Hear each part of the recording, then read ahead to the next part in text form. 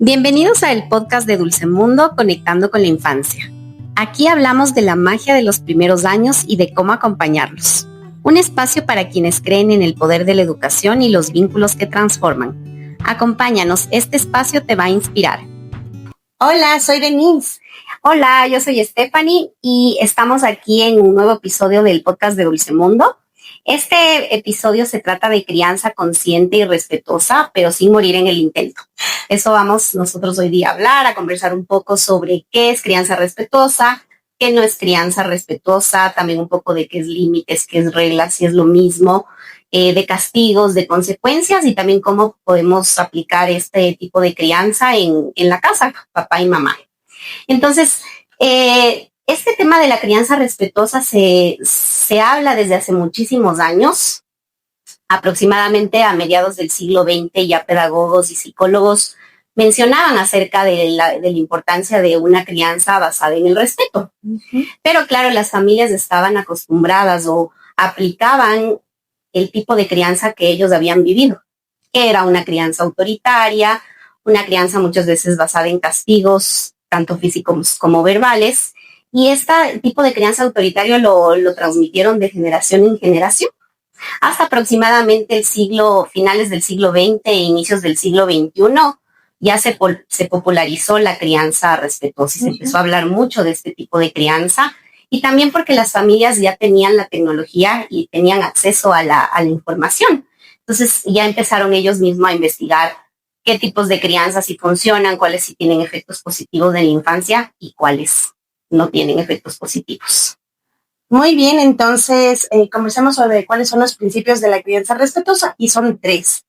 Les voy a contar, te voy a contar también a ti un poquito cuáles son y después iremos hablando uno a uno. Primero es el respeto, básico, la comunicación y tercero la disciplina.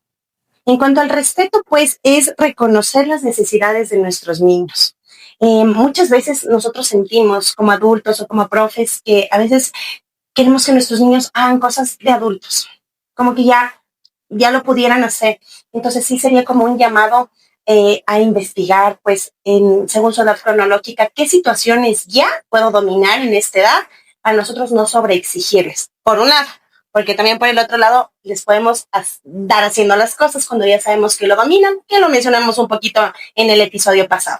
Entonces, para poder manejar el respeto, sería importante ubicarnos en qué cosas mi niño o mi niña sí domina y qué cosas todavía pues se le dificultan un poco. Para sobre eso comprender de dónde nacen sus necesidades, de dónde nacen también sus intereses, sus dificultades, sus retos, su quizá falta de control de sus emociones, su quizá frustración, tantas cosas que derivan, ¿no? A que en algunos momentos hayan estos comportamientos y debe intervenir pues esto que estamos hablando ahora, el tema de la crianza respetuosa. Entonces, primero, respeto. Segundo, la comunicación tan importante como tú decías, quizá nuestros padres, nuestros abuelos se manejaron de una forma muy distinta y autoritaria y nos decían es así y es así. Ahora nuestros niños nos cuestionan mucho y nos dicen ¿por qué? Porque ya, claro, ellos son indagadores, son exploradores, son reflexivos y nos dicen ¿pero por qué? Entonces, a veces lo tachamos como que, ay, tú no sigues las reglas, sino más bien es tratar de hacerle comprender a este pequeñito, esta pequeñita, por qué yo le estoy dando esta explicación, que conscientemente lo interprete y lo maneje de esa forma. Entonces, ¿cómo se va a dar esta comunicación de una forma abierta y reflexiva? Tenemos que ser muy escucha. Nosotros como adultos tenemos que ser escucha activa todo el tiempo y tratar de comprender por qué se derivan ciertas situaciones. Y efectiva también porque nosotros al responder estas inquietudes que tienen nuestros niños, para ellos queda claro. Hay veces que, claro, no encontramos las formas, son preguntas un tantito más complejas, pero ellos lo comprenden. A veces nosotros decimos, no, es muy pequeño para comprender. Lo comprenden y debemos aplicarlo. Y finalmente la disciplina, que si tiene que ser positiva, no debe ser autoritaria, debe ser positiva y reflexiva.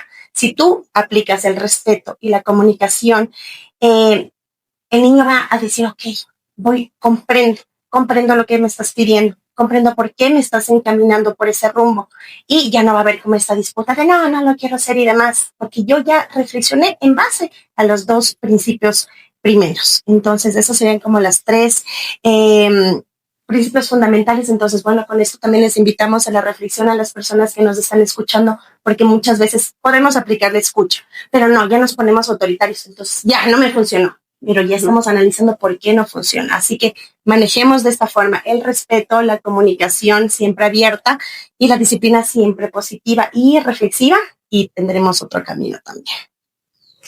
Y bueno, también hablamos de que no es crianza respetuosa. De eso también es importante como hacer un análisis, porque si bien es cierto, anteriormente se utilizaba la crianza autoritaria, donde habían castigos, pero también las familias, las mamás, los papás empezaron un poco a confundir, y también los educadores. Empezamos un poco a confundir de qué temas sí pueden ser crianza respetuosa y qué no es. Entonces, en muchas ocasiones pensamos que la crianza respetuosa no tiene límites, no tiene reglas, es permisividad, es sobreprotección, cuando en realidad no tiene nada que ver con eso. Más bien es todo esto sí hay límites, sí hay reglas, sí le podemos decir al niño no en las ocasiones en las que pensamos que no es correcto.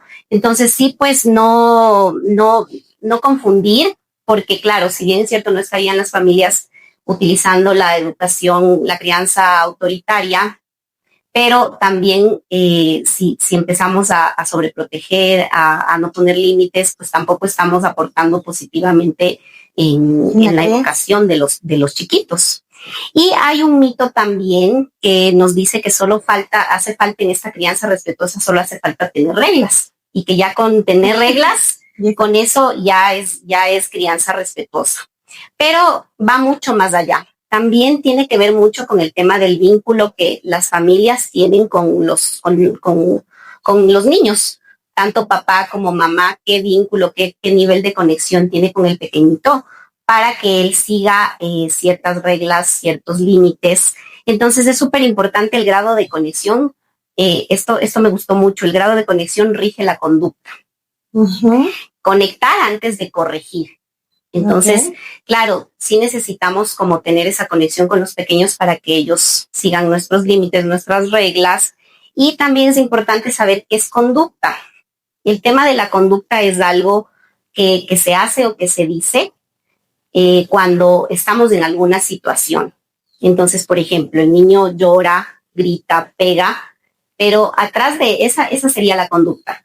Atrás de la conducta hay una situación. Entonces, es fundamental que las profes, mamá, papá, tratemos de analizar y de observar por qué está apareciendo esta conducta. Porque no es solamente porque el niño quiere pegar o quiere llorar o quiere gritar, es porque algo está pasando. Entonces, sí hacemos un llamado como a observar, a reflexionar qué es lo que está pasando atrás de eso, como para poder actuar también.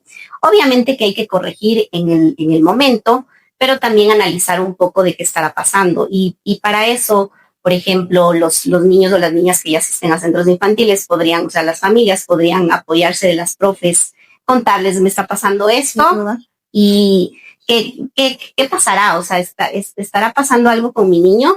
O también puede ser que sean ciertas conductas que forman parte del desarrollo o parte de la edad, que podemos decir que son como esperables o normales en esa edad, pero en muchas ocasiones hay algo más que tenemos que investigar. Entonces, como estar súper pendientes de eso, de por qué se está dando la conducta que hay detrás, y obviamente también corregir en el momento, tomando en cuenta los principios que tú mencionabas.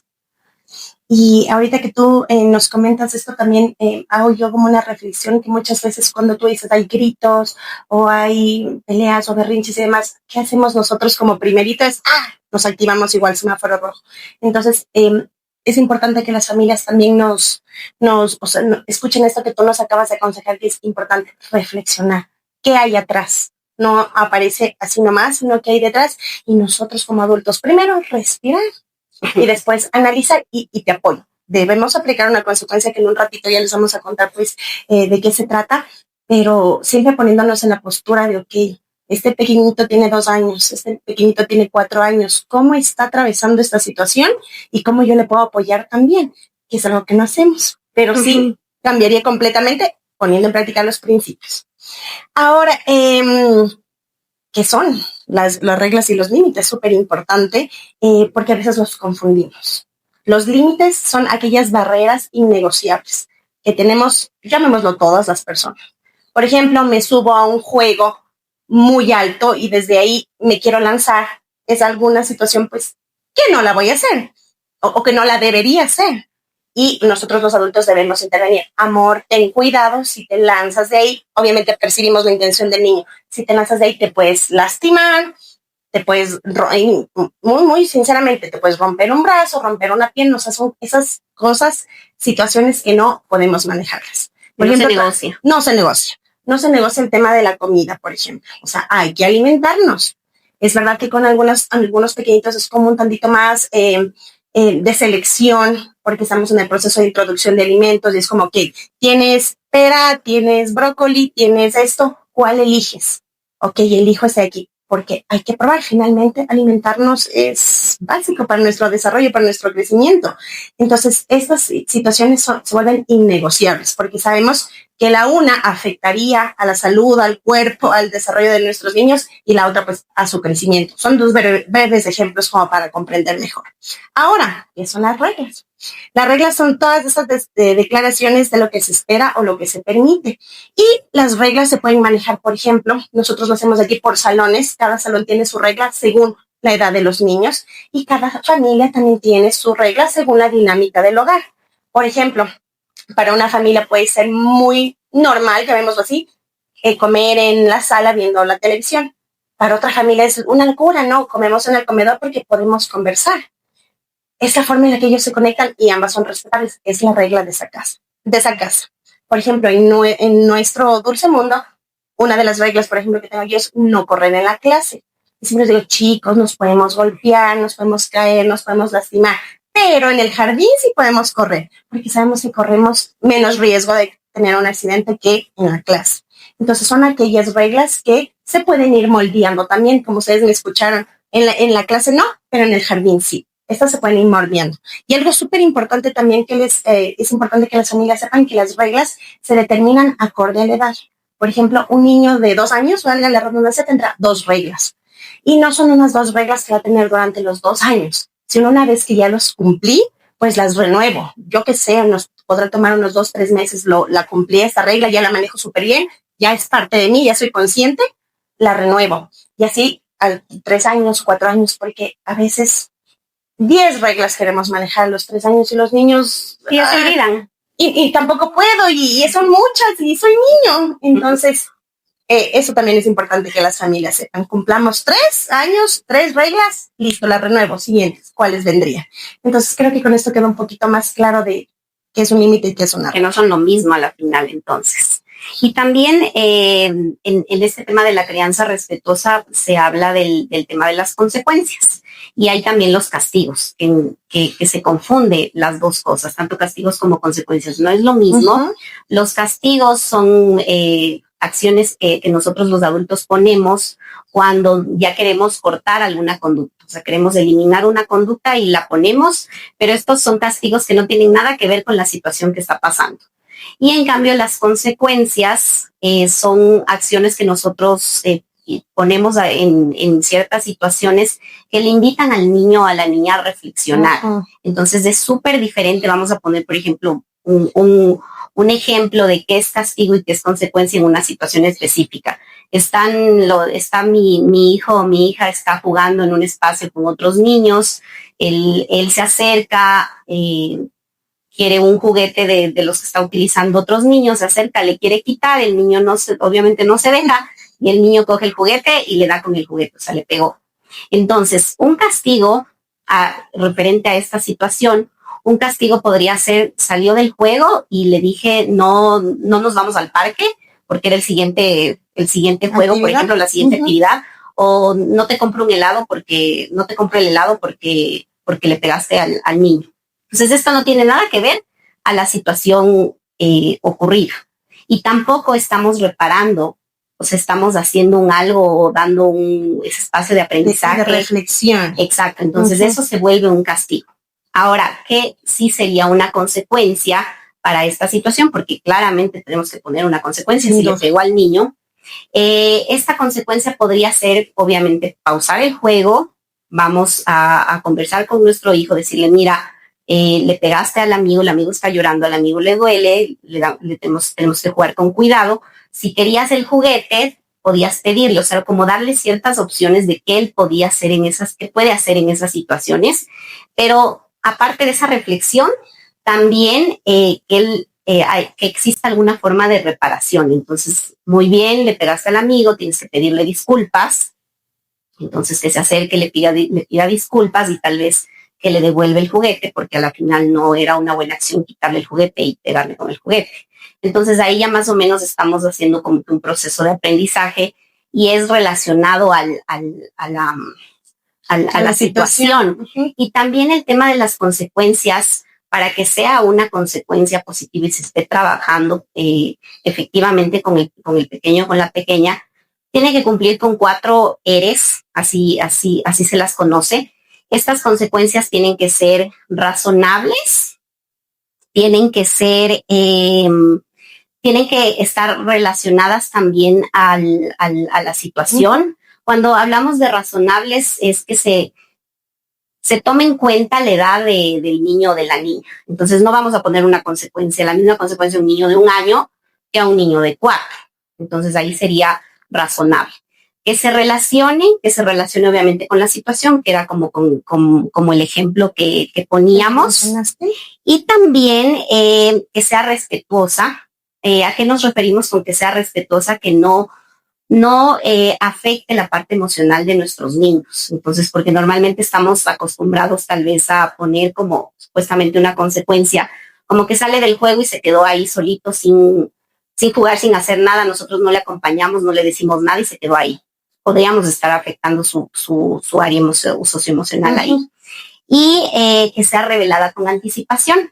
Esto es súper importante porque claro, si es la primera vez que ocurre esta situación, que el niño pegó, obviamente es la primera vez que yo le voy a dar una consecuencia, le voy a decir qué pasa si es que él pega a nuestro amigo.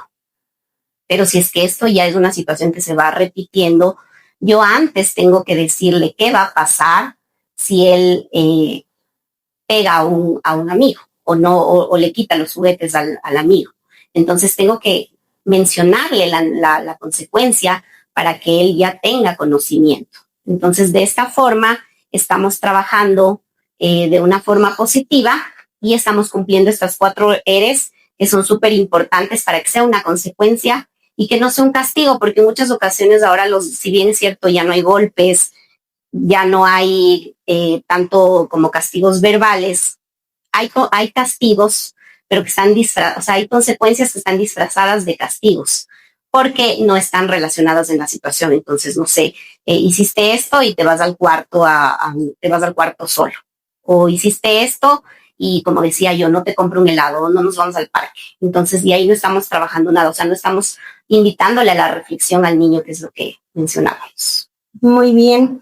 Entonces, nuevamente nosotros como adultos somos los protagonistas de esto y sé que en algunos momentos, por ejemplo, como papás, me desconcertaría un montón que mi hijo haya hecho esto, pero estoy para acompañarle, estoy para guiarle, estoy claramente para corregirle, pero no desde una corrección como tú nos dices, desde un castigo de ya, se acabó, sino mira qué sucedió, mira, el amigo lloró, mira, y es justo lo que hablábamos al inicio de la comunicación.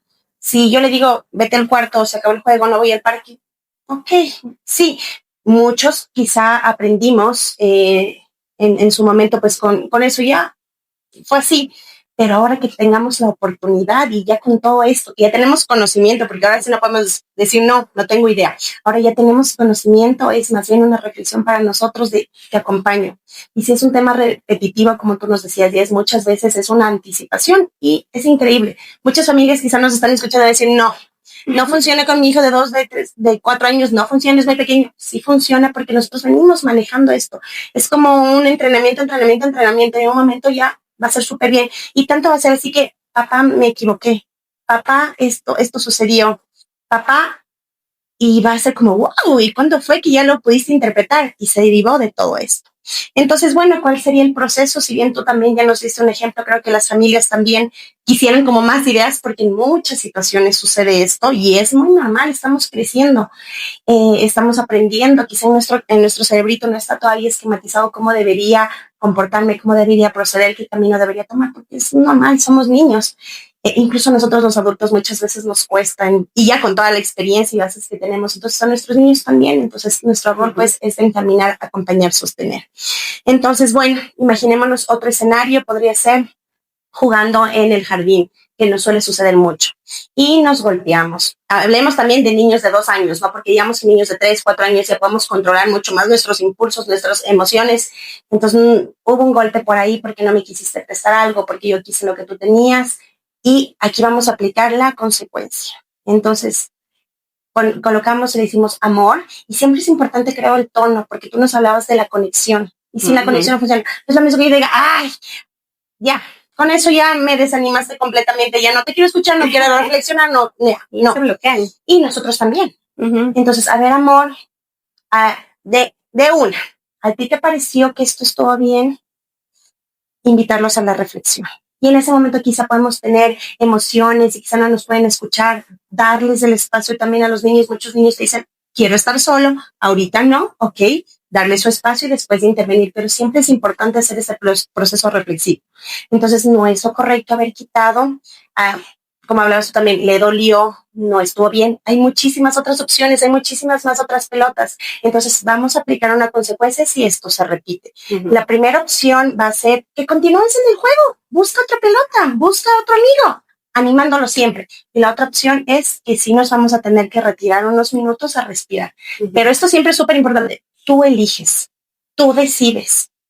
Entonces, papis y gente que nos escucha, la consecuencia no le estás poniendo tú directamente, llamémoslo así. El niño está eligiendo. Ok, tengo 2 caminos. Si es que es verdad, hay muchas pelotas, me voy.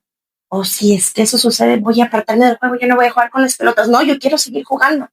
Entonces, es increíble que tú tengas opción A, opción B, vayas por la A porque está súper divertida, porque sabes que la B, pues no es lo que tú quisieras. Creo que de esa forma no sabemos manejar, la historia es distinta, es una forma distinta, nos volvemos más reflexivos. Posiblemente haya niños que elijan la opción B porque se volvió a quitar la pelota y hacemos el acompañamiento que tú nos habías dicho. Ok, salimos del juego y nos vamos al cuarto, pero no va a ser una cuestión de 1 hora encerrados en el cuarto, 1 hora fuera del juego, minutos, que para nuestros niños eso es eterno también. Verles a sus niños, a sus amigos jugando o ya no estar con mis papás en ese espacio es eterno. Entonces, minutos, segundos, ok, ¿qué pasó?